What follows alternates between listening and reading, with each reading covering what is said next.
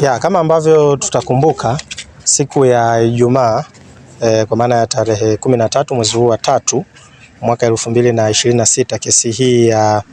jinai kwa maana ya jinai namba 21 mwaka 2026 inayomkabili aliyekuwa katibu mkuu wa Bavicha mstaafu kwa maana ya Yohana Kahunya na wenzake.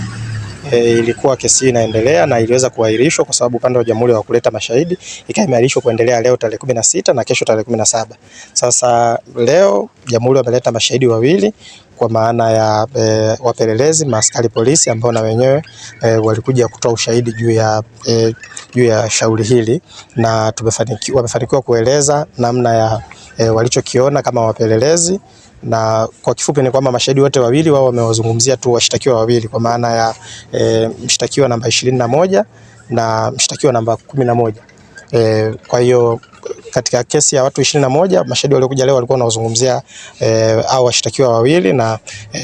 kwa shahidi wa kwanza tumefanikiwa kwa maana ya PW7 shahidi wa 7 wa jamhuri tumefanikiwa kumuuliza maswali ya dodoso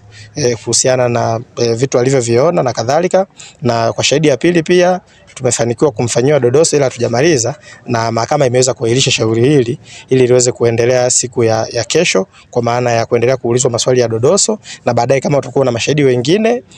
wataendelea kuwatoa. Kwa hiyo kama kuna ufafanuzi mwingine wa ziada, nafikiri baada ya kesho kumalizana na mashahidi watakao kuwepo kesho, na kama mahakama itatupangia tarehe nyingine, basi tunaweza tukatoa ufafanuzi kwa pamoja wa hasa kilichoendelea leo na kitakachoendelea kesho. Kwa hatua ya sasa ni hivyo, tukutane kesho tena kama mahakama ilivyosema saa 3 za asubuhi.